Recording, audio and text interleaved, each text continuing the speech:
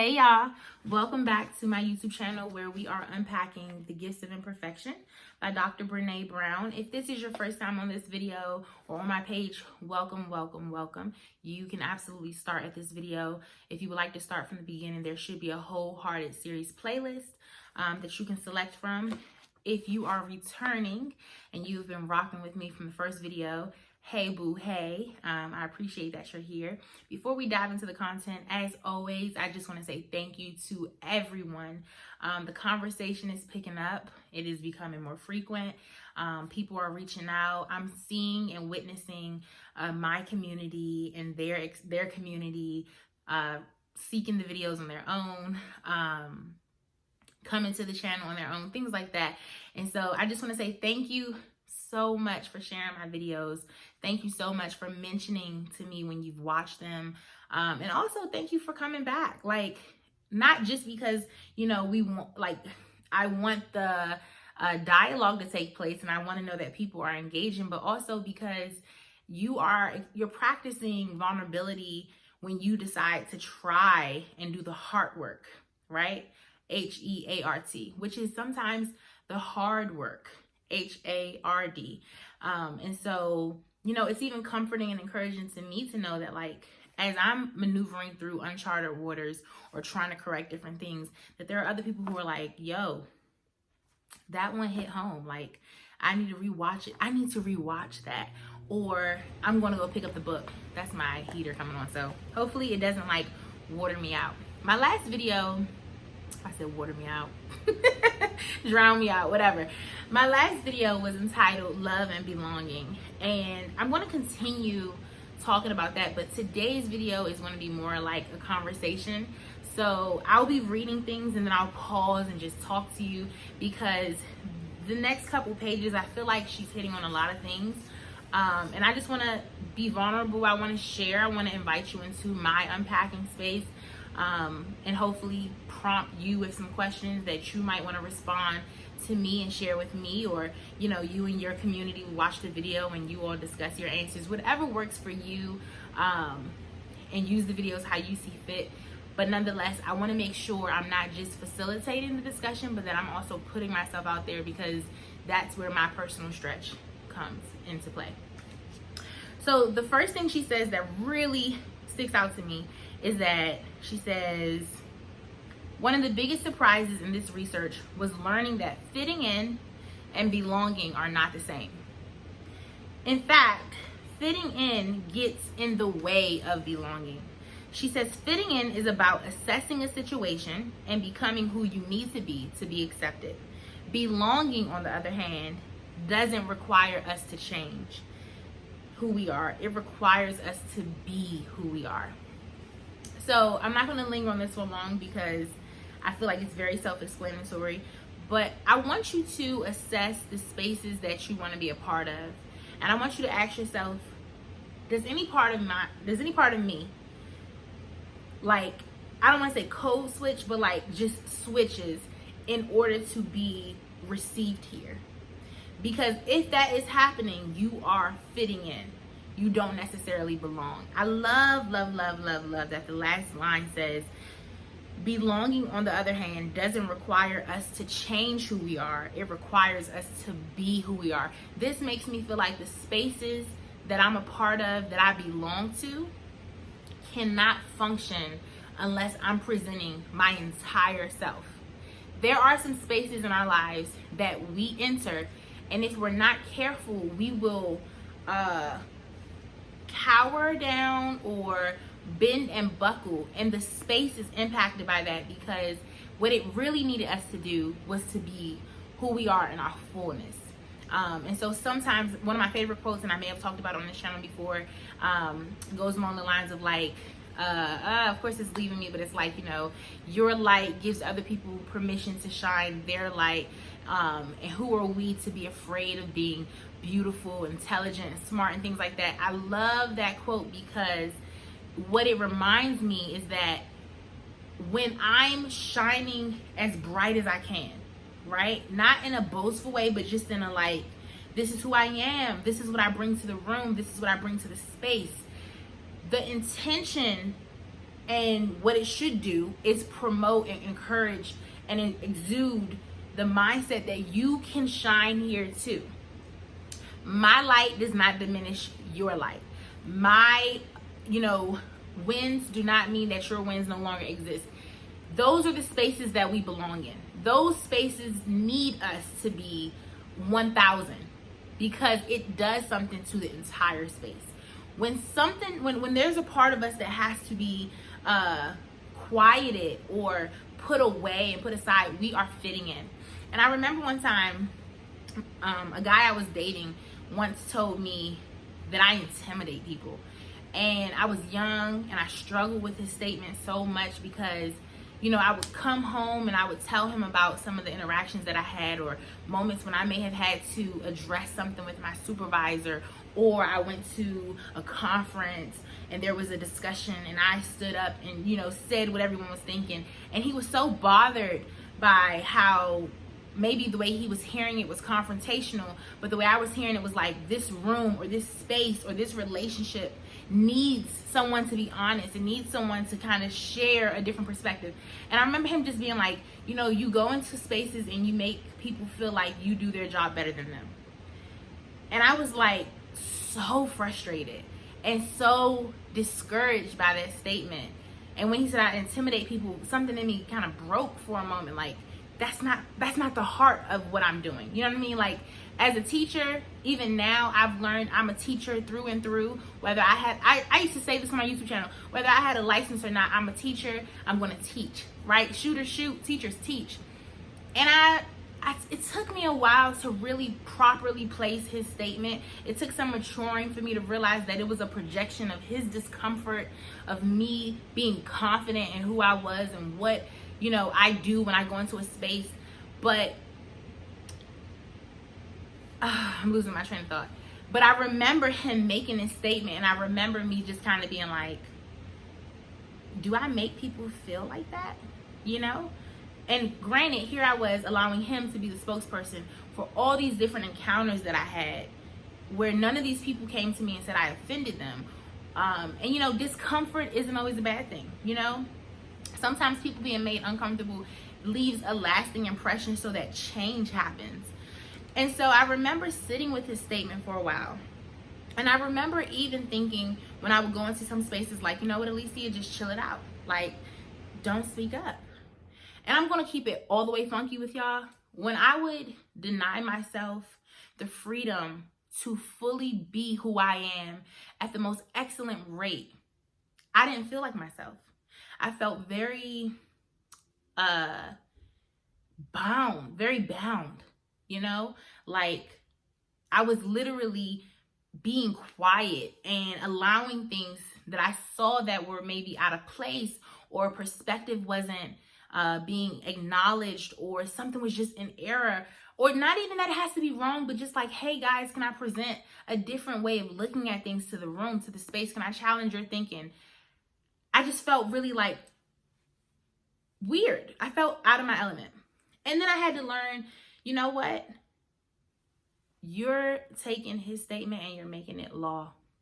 You're trying to fit in instead of identifying places that you belong in. Places that want the teacher in you. They respect the teacher in you. They appreciate the teacher in you. Because when your heart's in the right place, when you do something, you don't have to explain it, because your delivery will reflect the love. I believe that. I believe that whenever, I believe for myself, and I'm just saying this, that I never went into a place trying to teach to diminish someone else's, someone else. Like, I'm not overstepping the speaker of the event or, publicly embarrassing someone. Like, that's not my heart.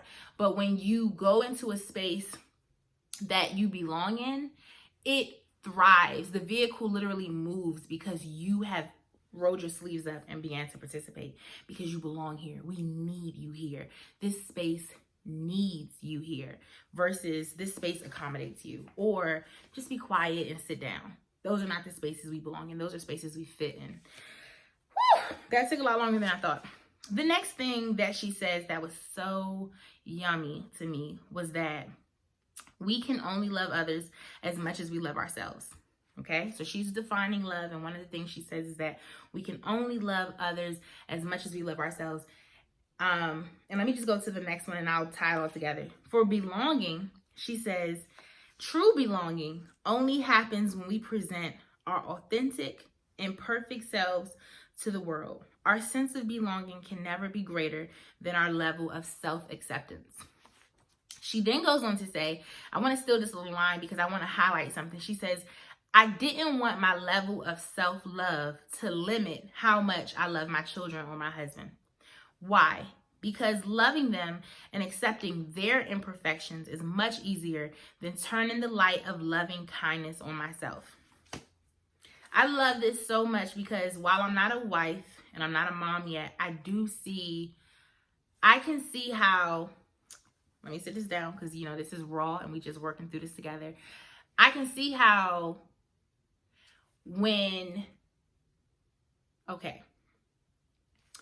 she says, we can only love others as much as we love ourselves. I can see how the way I love you reflects how I love myself. I can see how the areas that I don't give myself freedom, right? So the areas that I'm extremely critical and harsh on myself, I'm more than likely going to be that way with you. Thank you, Lord, because it's tying together. My past lover, my previous spouse, you know, trying to make sure that still is like a positive, you know. When he made that statement, I believe, because I know his heart, that he didn't mean it maliciously. Whew, this is getting good, y'all. He didn't mean it maliciously. He was giving me feedback from someone who was outside looking in. And even inside looking in, because he was intimately, like, in my space.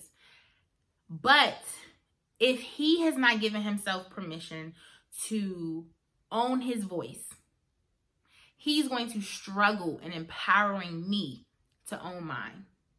He's going to have an issue with me being confident in spaces that can cause tension because that's not a place that he's confident in. Does that make sense? I hope that makes sense. So when she says, I didn't want my level of self-love to limit how much I love my children or my husband, I don't see her actually declare that it did, but I can imply that it does. It does, because how do we give what we don't have? How can we offer something to someone that we can't first offer to ourselves? I don't care how selfless you are. If you're hungry and you don't have any food, you can love a person through and through. You still don't have it to give to them, right? Like tangibly, literally, metaphorically. So the way we love ourselves is a direct correlation to how we love others. The compassion we offer ourselves is the same amount of compassion we offer to someone else, or the lack thereof. The patience, the advice, the freedom, the time alone, whatever it is that we need to give to someone else is a direct reflection of how we're treating ourselves. That's so good. That is so good. And it, you know what? It also brings me back to that video that I posted about having judgments with helping someone. If you struggle,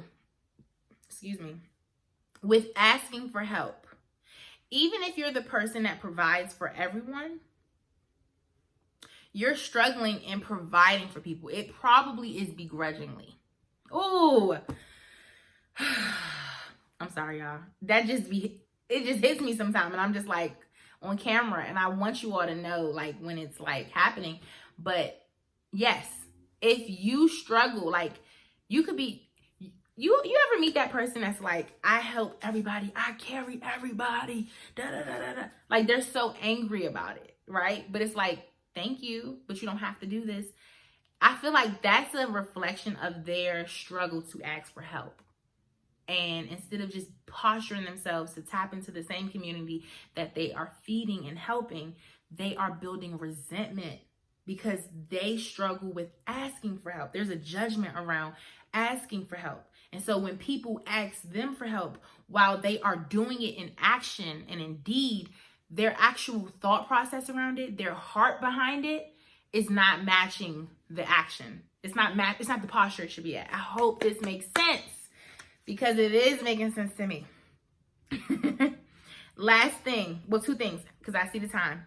Practicing self-love. That's what we're all about in 2020, in 2019, 2018, 2021. Practicing self-love means learning how to trust ourselves, to treat ourselves with respect, and to be kind and affectionate towards ourselves.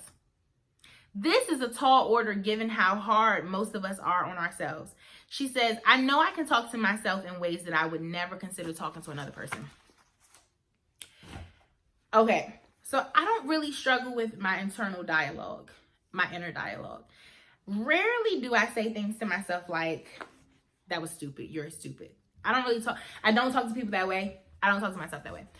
But there is that internal dialogue sometimes that overthinks and will make a mountain out of a molehill. So I love that she says practicing self-love means learning to trust yourself. When you have that conflicting moment, learn to say, hey, you got this.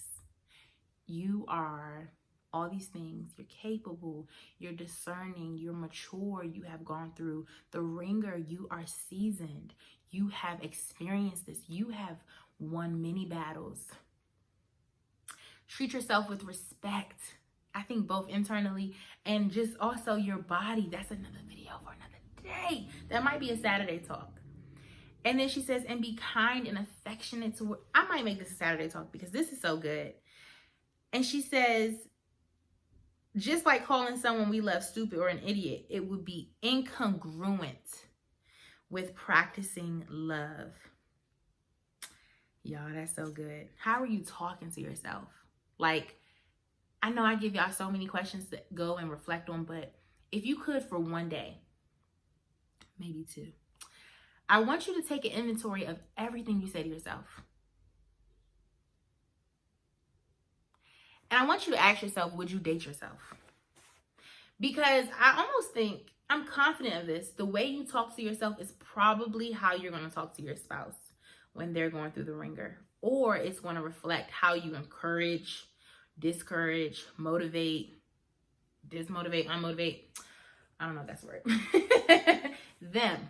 I'm almost confident because where are you pulling from? You know, if your inner dialogue is not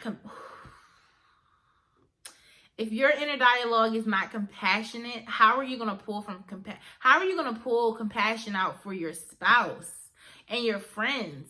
If you are critical to a place of like danger, like meaning like you're putting yourself at harm's way, you're stressed out beyond the meter, you're toxic to yourself, where are you pulling from for your circle? I want you to really assess how you're talking to yourself. How do you troubleshoot with yourself? How do you get from point A to B when things are stressful, when the shame storm is happening, when you're disconnected, when you're worried, when you're overthinking? How do you talk to yourself? And would you date yourself? Would you be friends with yourself? This is the hard work. This is where it's like, dang, I really got to look at, you know, am I patient with myself? Am I being compassionate with myself? Am I understanding? Am I willing to build slow? Am I willing to decompress and figure out what's going on? Because I guarantee you what you do internally, that's where you're pulling from for your circle. Whew. She says, we can only belong when we offer our most authentic selves and when we are embraced for who we are. When you offer your most authentic self. This is going to be a reoccurring statement through the entire series. And I was going to share this story concerning this quote, but I see that we're at the 20-minute mark, so I'm going to probably make it a part of my Saturday convo, or maybe I'll post it on my blog. I don't know. I'll let you know. But I want you to really ask yourself, am I presenting my most authentic self in spaces that I want to last? That's really what I want you to ask yourself. That is a good question. Most authentic self means that I'm not altering anything about myself, about my truths, about what's going on with me. And I'm giving this person complete permission to decide if they you know, if they want to be here, because I love me. I love this. I have accepted and I'm working through my brokenness. You can't break me. So I'm going to bring you who I am, where I am, how I am, and I'll give you the choice to stay. But your decision does not alter what parts of me I present. Ooh! Lord have mercy. Okay, 20-minute mark, gotta go. Thank you for watching. Share this video. Be bold and courageous and comment below. Hit my inbox, my text messages, my social media platforms. Share this video. Send it to somebody's text thread, honey. They need it. You need it. We all need it. The conversation has to happen. And follow up with questions like, yo, what do you think about this question? Like, what? Why not? This is like heart work. Heart work. Okay? See y'all in the next video. Have a lovely day.